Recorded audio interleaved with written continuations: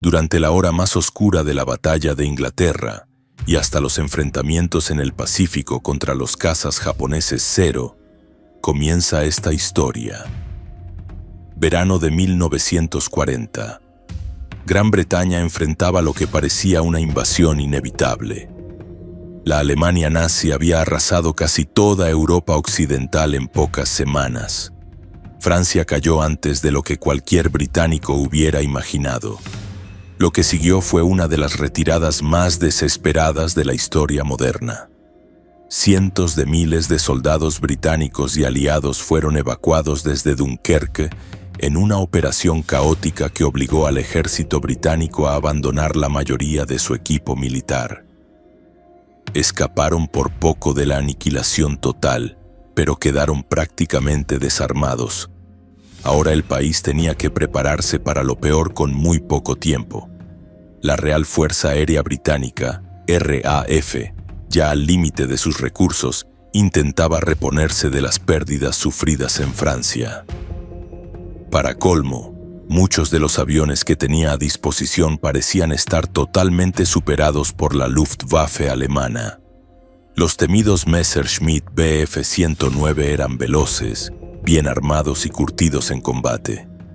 En contraste, muchos pilotos británicos aún volaban los obsoletos biplanos Gloster Gladiator o los más modernos Hawker Hurricane, resistentes y confiables, pero claramente más lentos y menos ágiles que sus rivales. Y entonces apareció el Spitfire. Al principio, los mandos británicos dudaron en arriesgar su caza más avanzado en el caos de las primeras batallas. Por eso, los Hurricanes entraron primero en combate.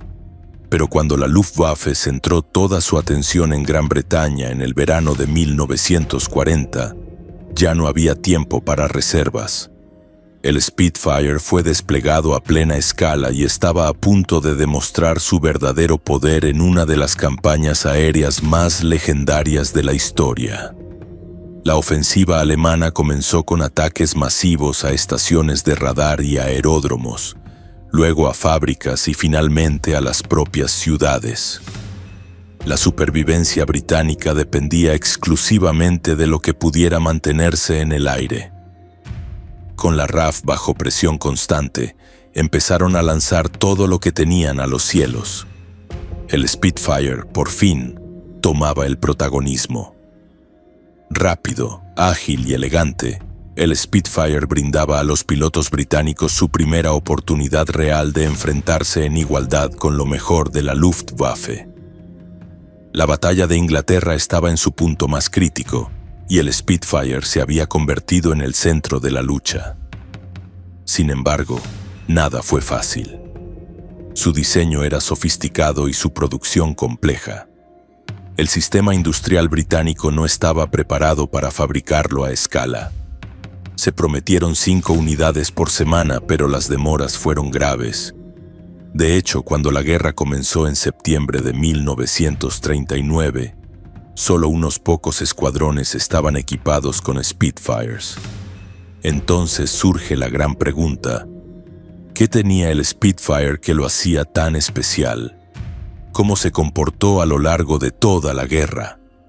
Primero, su armamento. 8 ametralladoras Browning calibre .303 eran su principal sistema de ataque.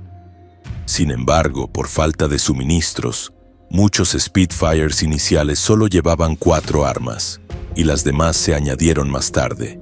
Incluso con las 8 en funcionamiento, aparecieron problemas. El modelo británico del Browning disparaba desde un cerrojo abierto, para evitar explosiones por acumulación de calor con la pólvora cordita. Pero a menos 30 grados Celsius de altitud, el aire congelaba los mecanismos y las armas fallaban. La solución llegó cuando los ingenieros de Supermarine redirigieron aire caliente desde el radiador del motor hacia las bahías de armas, protegiendo los cañones del polvo y la humedad. También colocaron parches de tela roja sobre las bocas de disparo, que se desprendían al disparar, evitando la suciedad previa al combate. Aún así, había un problema más grave. Incluso con todas las ametralladoras funcionando, Derribar un avión enemigo requería en promedio 4.500 disparos.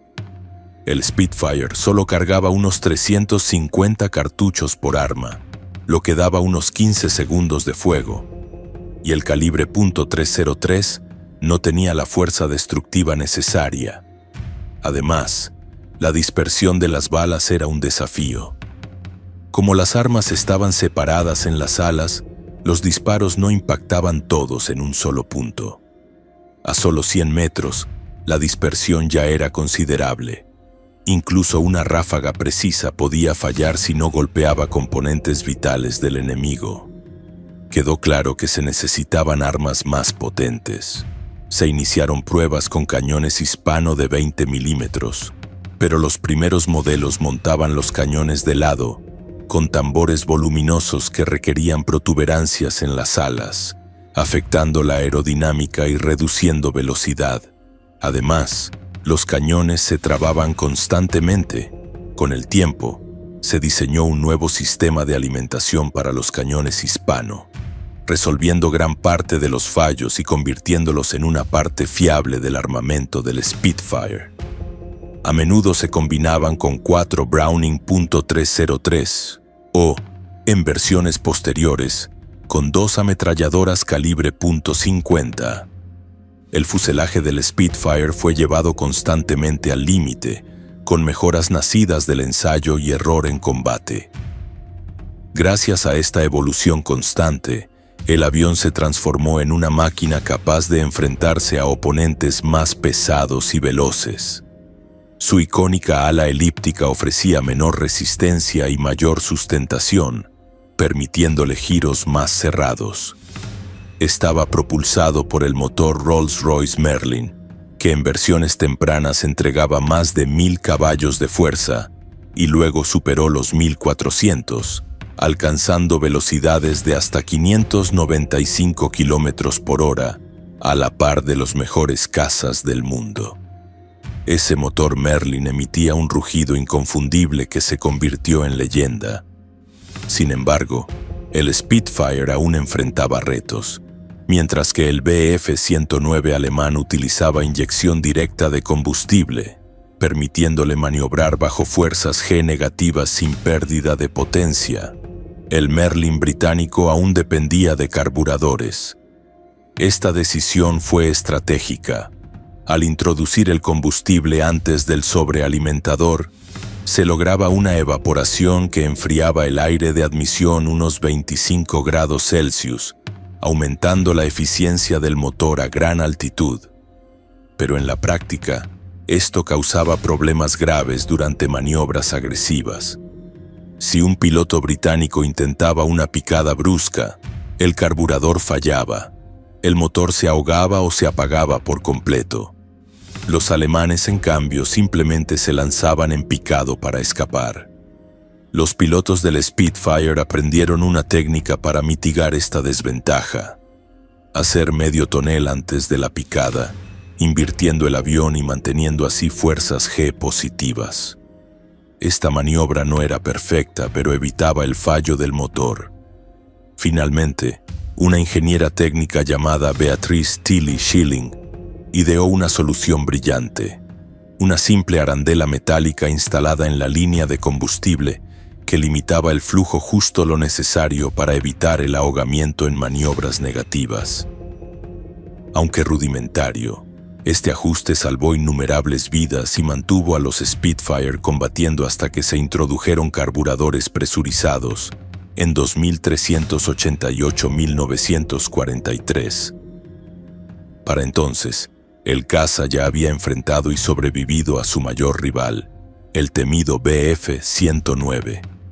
El Bf-109 era en muchos aspectos el igual del Spitfire. En ciertos aspectos técnicos, como la trepada y el rendimiento a gran altitud, incluso lo superaba. Pero los cazas alemanes operaban con una gran desventaja. Solo contaban con unos 10 minutos de combustible para combates sobre el territorio británico antes de verse obligados a regresar cruzando el canal. Eso cambiaba las reglas del juego.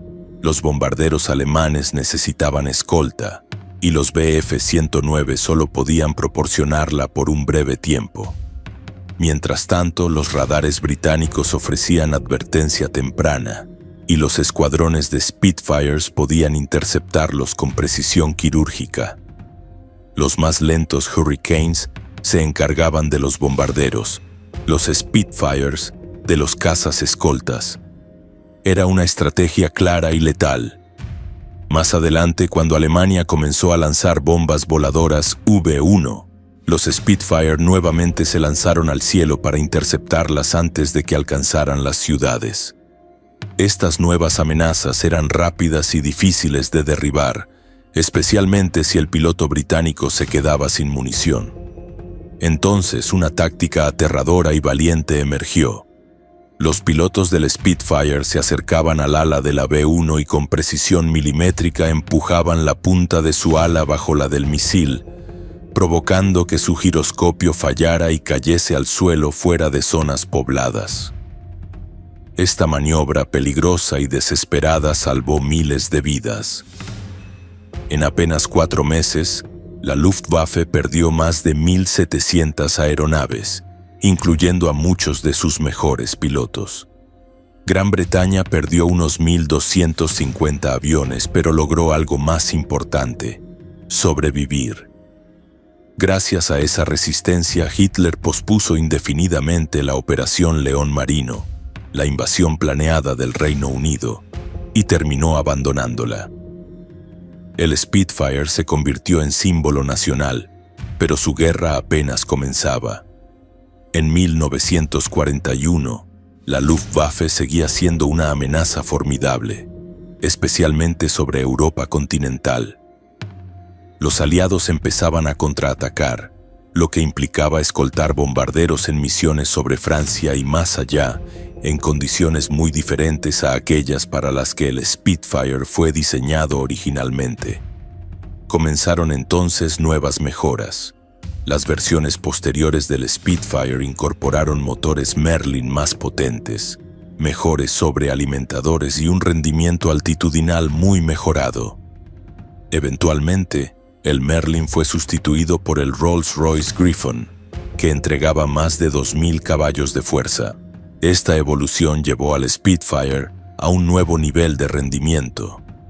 Cuando la guerra se expandió a nuevos frentes, la necesidad de cazas embarcados en portaaviones creció, y así nació el Seafire, una versión naval del Spitfire. Aunque la conversión sonara simple, resultó compleja.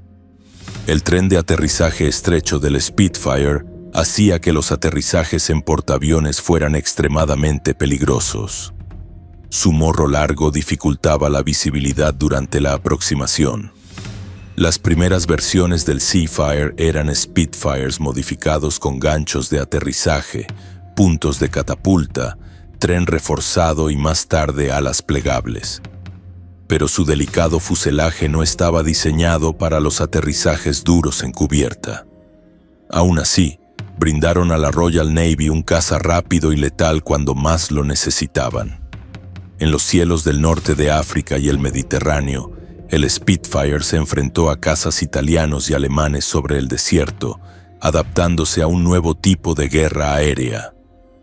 Su capacidad para operar en entornos extremos se puso a prueba, pero logró imponerse gracias a su velocidad y maniobrabilidad. Después del día D, se usaron en misiones tácticas sobre Normandía, realizando reconocimientos armados, atacando objetivos terrestres y enfrentándose a los cazas Focke-Wulf 190, enemigos mucho más difíciles. Las batallas se volvieron más agresivas y complejas, y el Spitfire se mantuvo como una plataforma confiable que respondía bien a las exigencias del combate moderno. Pero una de las campañas más desafiantes llegaría cuando el Spitfire fue desplegado en el Pacífico y el sudeste asiático. Allí no se enfrentaría a cazas pesados ni a bombarderos alemanes, sino a un adversario completamente diferente, el Mitsubishi A-6M0. Este caza japonés era extraordinariamente ágil, ligero y mortal en combates a baja velocidad. En duelos cerrados, el Zero podía girar en círculos alrededor de casi cualquier enemigo. Los pilotos británicos y de la Commonwealth que intentaron igualarlo en giros terminaron abatidos rápidamente. El Spitfire, en este nuevo frente, tenía que reinventar su estilo de lucha para sobrevivir. La clave fue cambiar las tácticas.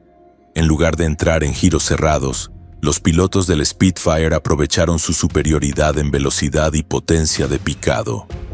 Aprendieron a aplicar técnicas de golpear y huir, donde atacaban desde arriba con ventaja, disparaban y se retiraban antes de que el Zero pudiera responder. Estos ataques relámpago desintegraban las frágiles estructuras de los cazas japoneses, que carecían de blindaje. Fue una lucha de precisión y sangre fría, donde el más mínimo error se pagaba con la vida. Los Spitfire demostraron que, adaptándose, podían derrotar incluso a los enemigos más ágiles del teatro del Pacífico. A medida que la guerra avanzaba, el Spitfire fue evolucionando constantemente. Llegó a contar con más de 2 docenas de variantes, cada una afinada para nuevos desafíos. Desde interceptores hasta cazas de reconocimiento y modelos de largo alcance, el Spitfire se convirtió en uno de los pocos aviones que estuvo en producción antes, durante y después del conflicto. Sus versiones finales, potenciadas por el motor Griffon, igualaban e incluso superaban a muchos cazas más modernos. La versatilidad del diseño original era tan alta que incluso al final del conflicto, seguía siendo una amenaza creíble en los cielos más disputados. Y entonces, surge la gran pregunta: ¿qué tan bueno fue realmente el Spitfire? La respuesta no está solo en las estadísticas o en las fichas técnicas, está en lo que logró. Fue lo suficientemente eficaz como para ayudar a salvar a Gran Bretaña en su hora más oscura. Fue capaz de combatir sobre el desierto, sobre Europa, en los cielos del Pacífico y sobre portaaviones. Se adaptó, resistió y triunfó donde muchos otros diseños habrían fracasado. No solo fue un avión, fue un símbolo, una silueta que representaba la resistencia, la valentía y la evolución frente al peligro. Incluso después de que la guerra para la que fue construido llegara a su fin, el Spitfire siguió volando. Fue adoptado por muchas fuerzas aéreas del mundo en la posguerra y se mantuvo en servicio operativo durante años. Algunos modelos fueron usados en conflictos posteriores y muchos se conservaron como piezas históricas. Su legado se grabó en la memoria colectiva de una nación y de la historia mundial. Verlo en el aire, incluso hoy, despierta respeto. Porque el Spitfire no solo fue un arma, fue un testimonio de lo que la ingeniería, el valor y la adaptación pueden lograr en tiempos de crisis total. Aunque el Spitfire comenzó su vida como un interceptor diseñado para proteger los cielos británicos, terminó siendo una pieza central en escenarios muy distintos del planeta. Su historia es la de una evolución constante, empujada por la urgencia del conflicto, por las limitaciones técnicas, por la desesperación de una guerra mundial y por el ingenio de miles de personas que creían que ese avión podía marcar la diferencia. Desde las playas de Dunkerque hasta las selvas del sudeste asiático, el Spitfire fue testigo directo de la transformación de la guerra aérea, adaptándose una y otra vez con una resiliencia que lo volvió leyenda. La silueta del Spitfire cruzando los cielos nublados de Inglaterra, con el rugido del motor Merlin como único sonido, se convirtió en un símbolo de esperanza y desafío. No fue el avión más armado, ni el más moderno, ni el más fácil de producir, pero fue el que estaba allí cuando más se le necesitaba. Fue la respuesta improvisada ante un enemigo organizado. Fue la chispa de un pueblo que se negaba a caer. Y sobre todo, fue una máquina moldeada por la urgencia del tiempo y por el alma de una nación dispuesta a luchar hasta el final. En retrospectiva, la historia del Spitfire no se mide solo por sus victorias en combate, sino por su capacidad de adaptación. En cada frente, en cada nuevo enemigo, en cada problema técnico, hubo una solución. A veces imperfecta, a veces desesperada, pero siempre suficiente para seguir luchando. Esa es la esencia del Spitfire. No ser perfecto, sino ser capaz de evolucionar en medio del caos. Su legado no está en los trofeos, sino en el simple hecho de que nunca fue derrotado por completo. Ni por el tiempo, ni por la tecnología, ni por la historia. Así termina la historia de uno de los cazas más icónicos de todos los tiempos. El Spitfire no fue simplemente un producto de guerra, sino un símbolo de la capacidad humana para crear, resistir y mejorar bajo presión. Si volaba era porque muchos se esforzaban por mantenerlo en el aire. Si vencía, era porque quienes lo pilotaban estaban dispuestos a darlo todo. Y si hoy seguimos hablando de él, es porque en cada una de sus misiones dejó una huella imborrable en los cielos y en la memoria de quienes entienden que la historia también se escribe con alas.